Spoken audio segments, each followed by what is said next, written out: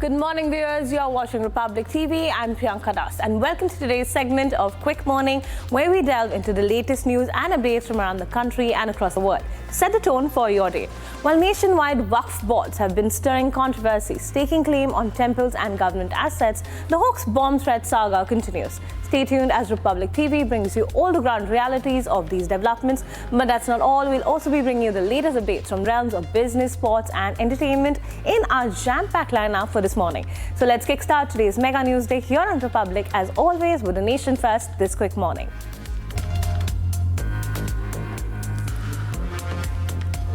Farmers in Vijayapura district of Karnataka filed a petition to the district in charge Minister M.B. Patil after receiving notices indicating that their lands belong to the Waqf board. The controversy concerns 1,200 acres in Honwara village, Tikota Taluk, with farmers claiming that officials are attempting to designate the area as the Shah Amanuddin Dargah, a religious institution.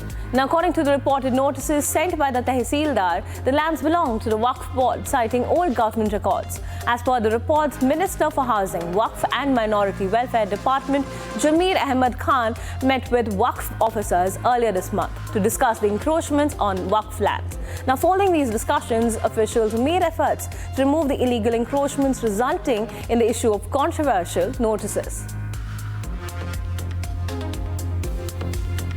Khan recently went on a tour of many districts in Karnataka to register all of these lands in the name of the Waqf board within 15 days. And thereafter, without giving any notices, without giving any opportunity to be heard to any of the farmers, thousands of acres of lands have now been registered in the name of the Waqf board. A legal dispute has arisen in Lucknow as the Uttar Pradesh Waqf board has laid claim to the land surrounding the 250-year-old Lal Shivalaya Kubde Baba Mandir located in Saadatganj. Now, this claim has sparked significant unrest among the local residents, who assert that the temple has long been a place of worship and cultural significance. The temple, revered by many in the community, is at the center of a controversy that dates back to 2016, when the land adjacent to it was sold in a transaction involving Afsa Ansari, the wife of politician Mukhtar Ansari. Now, following this sale, the area was reportedly plotted for development, raising concerns among the devotees about the future of the temple. Now, local residents have since been very vocal in their protest, emphasizing their commitment to preserving the temple. ಆ ಒಂದು ಮಾಡುವ ನಿಟ್ಟಿನಲ್ಲಿ ನಮ್ಮ ವಿಜಯಪುರ ಜಿಲ್ಲೆಯ ಎಲ್ಲ ತಾಲೂಕುಗಳಲ್ಲಿ ಸುಮಾರು ಒಂದು 2,000-3,000 ರೈತರ ಜಮೀನಿನ ಉತ್ತಾರಗಳಲ್ಲಿ ವಕಫ್ ಆಸ್ತಿ ಅಂತ ಹೇಳಿ ಈಗಾಗಲೇ. Following a recent statement by Badruddin Ajmal, renewed attention has turned towards the properties under the claim of the Waqf board in Madhya Pradesh. Now, in the latest developments, the Madhya Pradesh Waqf board asserts ownership over several significant government properties, sparking heated discussions across the state. During an investigation at the Madhya Pradesh Waqf board office, it was revealed that the police headquarters, the municipal corporation, numerous police stations and several hospitals are among the properties that the board claims. Now, according to the Waqf board, many graveyards and mosques are currently under government control, a situation the board is challenging in the courts. In a specific instance, the Waqf board also alleged that 3 years ago, land was leased to the Aishbagh police station in Bhopal in a formal agreement signed with the police officials in 2021. But they claim as of now, rent has not been paid. The Lokayukta police on Friday questioned Karnataka Chief Minister Siddaramaya's wife Parvati B.M. in the Muda site allotment case. Lokayukta sources said. Now, the interrogation is believed to have lasted for nearly 2 hours. The sources further added, it is alleged that compensatory sites were allotted to Siddaramaya's wife in an upmarket area in Mysuru, which had higher property value as compared to the location of her land, which had been acquired by the Muda. The Muda had allotted plots to Parvati under a 50-50 scheme ratio in lieu of 3.16 acres of her land, where it developed a residential layout. Under the controversial scheme, Muda allotted 50% of the developed land to the land losers in lieu of the undeveloped land acquired from them for forming residential layouts. It is alleged Parvati had no legal title over this 3.16 acres of land at the site. The Delhi Police Special Cell has successfully foiled a potential attack in Rajasthan by arresting 7 suspected shooters linked to the Lawrence Bishnoi gang. Now, these arrests come in the wake of the recent murder of NCP leader and former Maharashtra Minister Baba Siddiqui in Mumbai, for which the Bishnoi gang has claimed responsibility. Now, according to police sources, the suspects were apprehended in Punjab and other states along with a significant number of arms and ammunition. Officers found that the group was planning to target an individual in Rajasthan under the direction of Arzu Bishnoi, a close associate of the jailed gangster Lawrence Bishnoi. The accused are currently being interrogated and investigators are exploring any connections to the attack on Baba Siddiqui. ये 7 shooters पकड़े हैं special cell की counter intelligence rank की team ने, जिसको ACP Dharmendra lead कर रहे थे और डीसीपी प्रतीक्षा गुदारा इसको सुपरवाइज कर रही थी।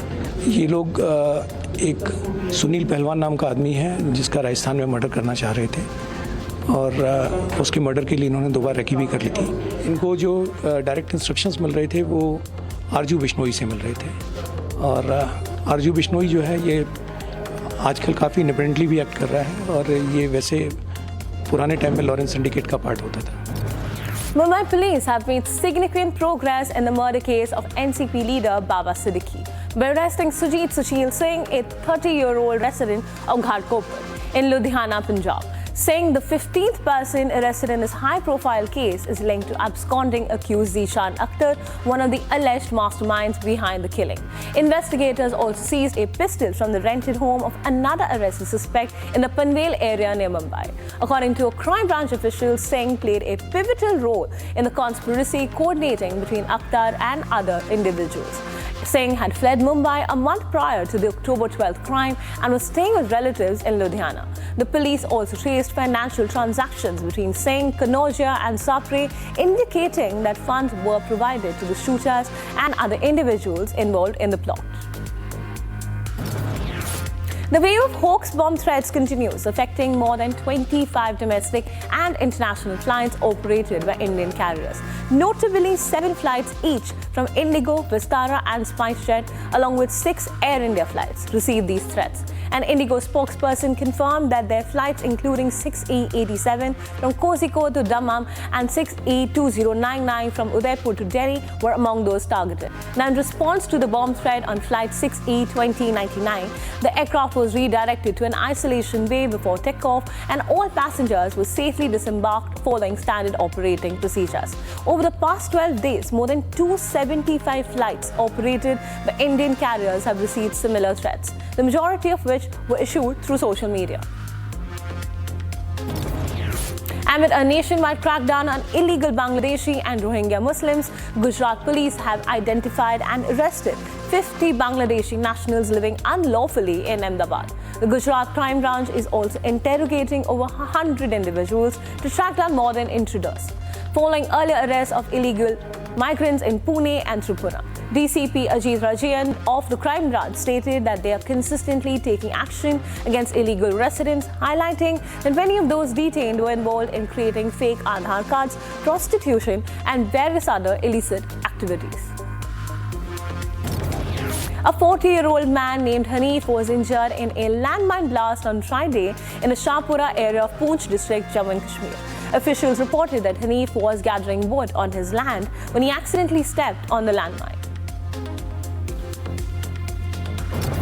The severe cyclonic storm Dana made landfall on Friday between Kendrapada and Bhadrak districts in Odisha, bringing winds of up to 110 km per hour. While Odisha reported no fatalities, West Bengal confirmed 1 death due to the storm. Flight and rail operations resumed later that day after the storm passed, despite heavy rains causing uprooted trees and electric poles.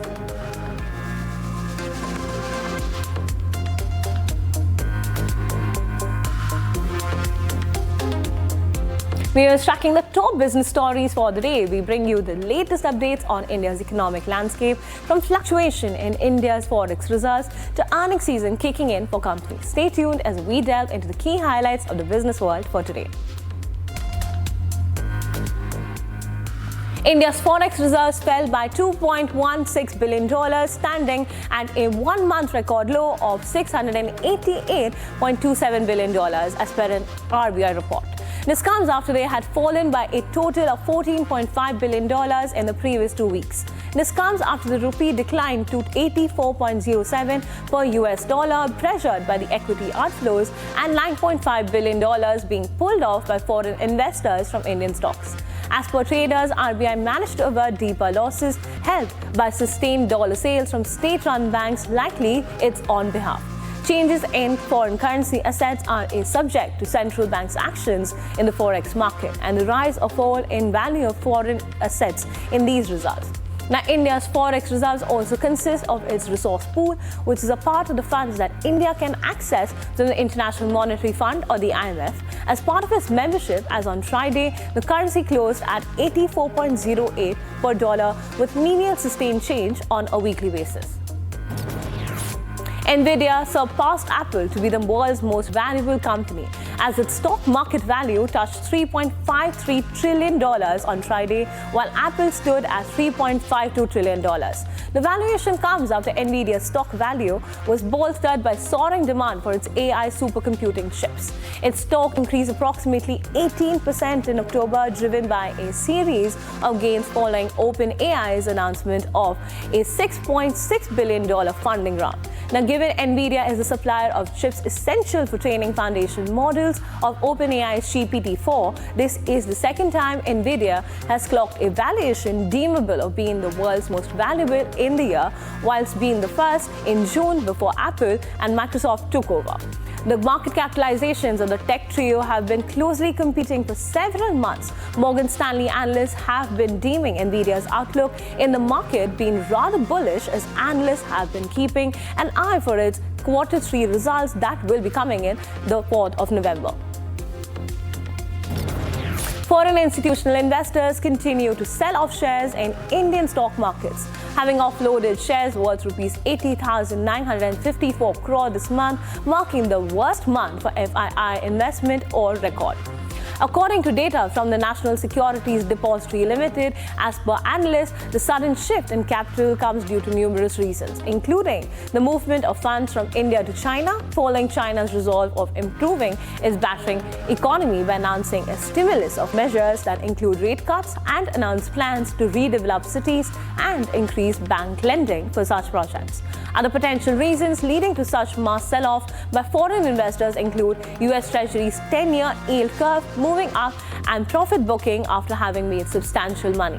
Most stocks sold off by foreign investors have been witnessing in the large cap shares like those of Reliance Industries and HDFC Bank, which is also bringing down the benchmarks. Now, this generally doesn't indicate that these institutions witnessing stock sell-off have something wrong underlying or that the Indian markets are underperforming. It is simply a change in foreign investor sentiment, whose change can be assumptuous to the US Treasury yields simply improving or China appearing as a potentially better investment.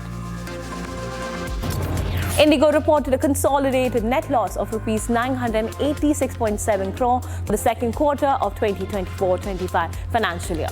Falling short of the street estimates, the loss was attributed to rising fuel costs, increased airport fees, higher aircraft lease expenses, grounded planes, seasonal downturns, and reduced yields in the international market. Indigo has reported its first quarterly loss in 2 years, a stark contrast to a profit of rupees 188 crore during the same period last year. Now, previously, the airline reported a loss was in the second quarter of 2022-23, which was of 1,583.3 crore. The financial difficulties have been exacerbated by the ongoing issues with Pratt & Whitney engines, which grounded over 70 Indigo aircraft last November.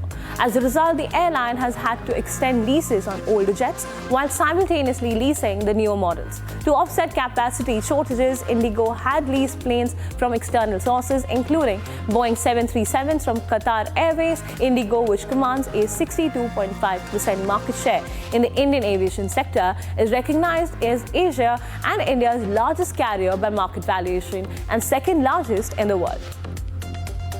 Reliance Industries Limited, operator of the world's largest refining complex, is restructuring its trading operations by relocating most of its Dubai crude oil trading team back to Mumbai by the end of this year. This shift comes as a result of the company's recent acquisition of long-term oil supplies from Russia, reducing its reliance on spot purchases. In 2021, Reliance established an office in the UAE to enhance its trading activities in oil and refined fuels, including petrochemicals. However, after Russia's invasion of Ukraine in 2022, the company moved its crude trading team to Dubai, which had emerged as a key hub for Russian oil trade. Initially sourcing minimal oil from Russia, Reliance now imports approximately 40% of its oil requirements from Moscow, prompting the strategic relocation back to India. DLF, India's largest real estate company by market capitalization, has seen a remarkable surge in its consolidated net profit, which more than doubled to Rs 1,382 crores in the second quarter of the current fiscal year. This profit growth comes despite a significant decline in sales bookings, which plummeted in 69% to Rs 692 crore during the July-September period due to a lack of new supply. In comparison, DLF reported a net profit of Rs 622 crore in the same quarter last year, with sales bookings at Rs 2,228 crore. Total income for the recent quarter increased by 48% to Rs 21,080 crore, up from Rs 14,076 crore in the same period the previous year. The company attributed the drop in new sales bookings to delays in obtaining necessary approvals for new product launches.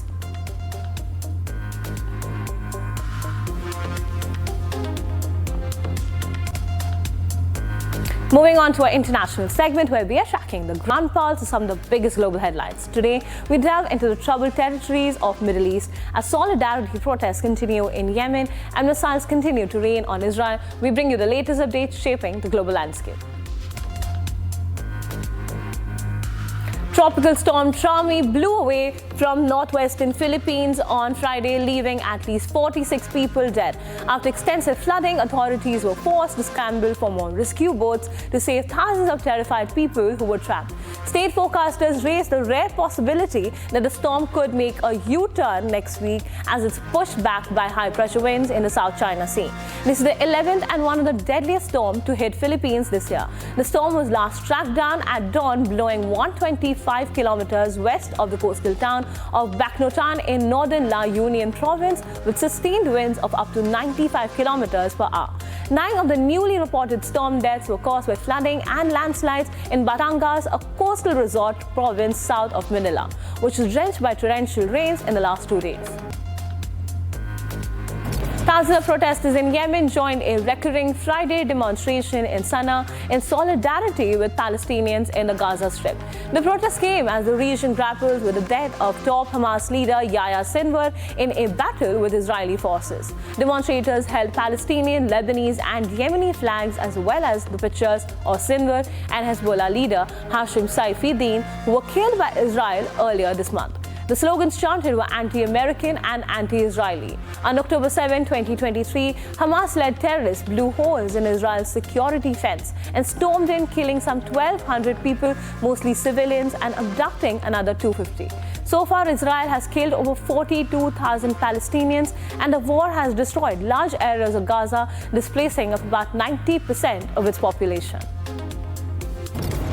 One Japanese tourist died and 12 other people were injured when a tour bus smashed into the rear of a truck on a highway in Malaysia. The crash happened on Friday in Perak State in central Malaysia when the bus was heading from Penang to the Cameron Highlands. According to Malaysia's Fire and Rescue Department, the bus was carrying 3 men and 8 women from Japan, all senior citizens, along with a bus driver and local tour guide. All 13 victims were carried out in stretchers and taken to hospital after receiving initial treatment on site. According to reports, some of the survivors were seriously injured, along with one woman in her 70s who succumbed to injuries. The cause of the crash is under investigation. Pictures provided by the fire department showed the front portion of the bus badly mangled with a shattered windscreen. Hundreds of mourners in Jerusalem Friday attended the funeral of Israeli Sergeant Shlomo Aviad Naiman, who was killed in southern Lebanon. Far-right-wing Israeli Minister Itamar Ben-Gvir said at the funeral that the soldiers will not halt their operation until their military goals are not achieved. Hamas-led terrorists stormed into southern Israel on October 7, 2023, killing some 1,200 people and abducting another 250. Around 100 hostages are still inside Gaza, among whom several are dead. Israel's retaliatory offensive has killed over 42,000 Palestinians, including over 17,000 fighters. The Israeli campaign has since expanded to Lebanon, where Israel launched a ground invasion on October 1st after trading fire with the Hezbollah terrorist group past year.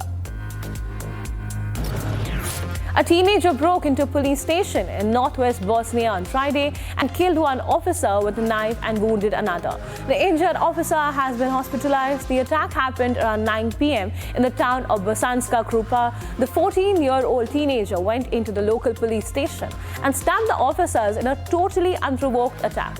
The suspect has been apprehended, and police and prosecutors are working to determine the motive and all the circumstances of the attack. Bosnia's Internal Affairs Minister and Mayor have expressed shock over the incident, called it an alarming situation. Further details are awaited.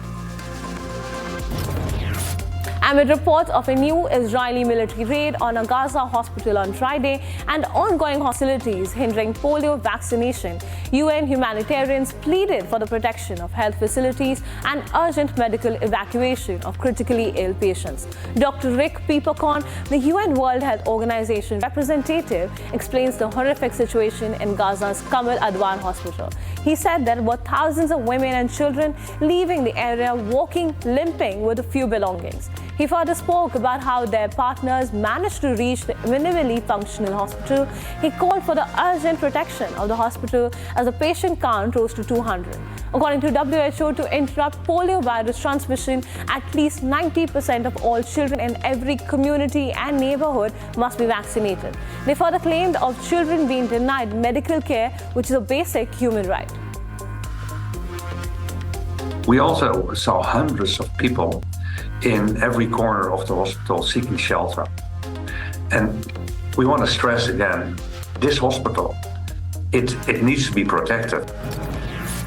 2 people in Israel died and 7 were injured after a rocket attack from Hezbollah terrorists in Lebanon. A 35-year-old woman and a 21-year-old man died after sustaining critical injuries from rocket shrapnel in the predominantly Arab town of Majd al-Krum in northern Israel. According to Israel, the rocket barrage hit a gym in the town. 45 projectiles were fired from Lebanon into Israel on Friday. Amongst them, some were intercepted by Israel's air defenses and some fell in open areas. The commander of Majd al-Krum police shares the barbaric details of the attack and as well as how they evacuated all the wounded to the hospital.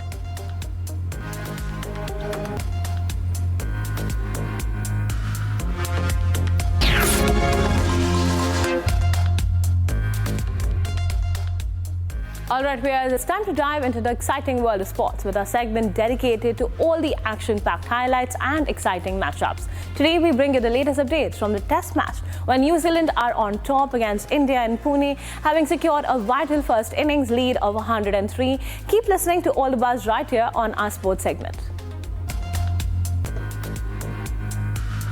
New Zealand are on top in the Test match against India in Pune, having secured a vital first innings of 103. Having run through the Indian batting lineup in the morning session, New Zealand got the job done post-lunch, bowling India out for 156 thanks to Mitchell Santner's career best 7 for 53. Virat Kohli's Ori dismissal after being bowled out by New Zealand Santner triggered a blunt take from former India cricketer Sanjay Manjrekar. Manjrekar reckoned that the star batter played the worst shot of his career to get dismissed. India Coals held their nerves to end their round-robin stage with a thrilling 3-3 draw against New Zealand at the ongoing Sultan of Johor Cup. India continues to lead the points table with 10 points. There's a lot of discussions and speculations going around on whether Sam Constance should be selected for the upcoming BGT series. Constance has played 6 Sheffield Shield games with twin centuries against South Africa, 152 and 105 respectively. Mohammad Wasim has stepped down as captain of the UAE men's ODI cricket team, aiming to focus solely on his batting. After leading UAE for 26 matches from 2023 to 2024, wicketkeeper batter Rahul Chopra to shoulder the captain's responsibility of the team. South Africa's captain Temba Bavuma will miss the second test against Bangladesh as he continues to recover from a soft tissue injury in his arm. Coach Shukri Conrad confirmed the decision, explaining the medical team deemed him unfit. Former Australia head coach Darren Lehman is to take over county side Northamptonshire from February 2025, appointed on a 2-year contract. Mohammad Rizwan surpassed former captain Sarfaraz Ahmed's record to become the fastest Pakistani wicketkeeper to complete 2,000 test runs. Rizwan achieved the milestone on the second day of the third test against England.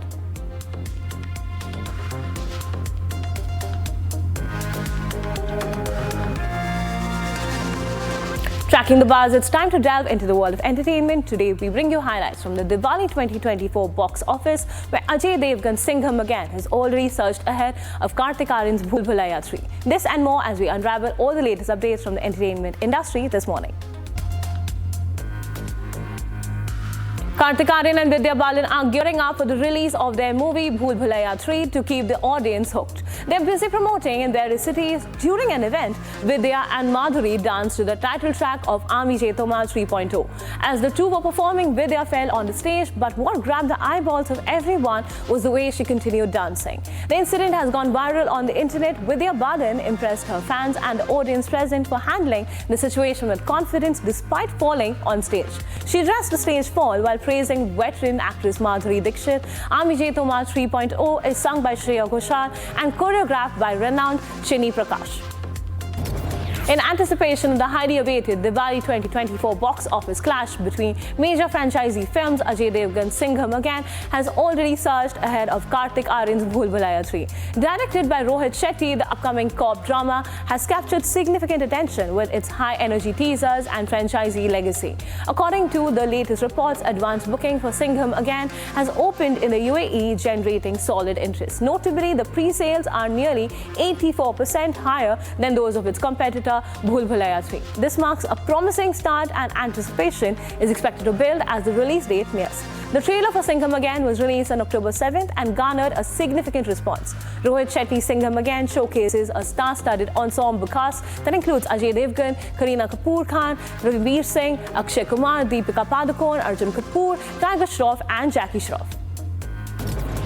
In a recent interview, actor Matthew Lillard shared insights about his latest venture, Macabre Spirit, a tequila brand inspired by his love for the horror genre. The brand collaborates with horror master Mike Flanagan, who wrote an 80-page novella, including with the drink enhancing its storytelling appeal. Commenting on the current state of Hollywood, Lillard classified it as really tragic. He noted that the industry has faced massive disruptions due to COVID-19 and strikes, affecting not just actors, but also other professionals in the industry. Viewers, that's all for today's edition of Quick Morning. Stay tuned to Republic TV as we bring you all the latest developments from around the country and the world. So don't go anywhere.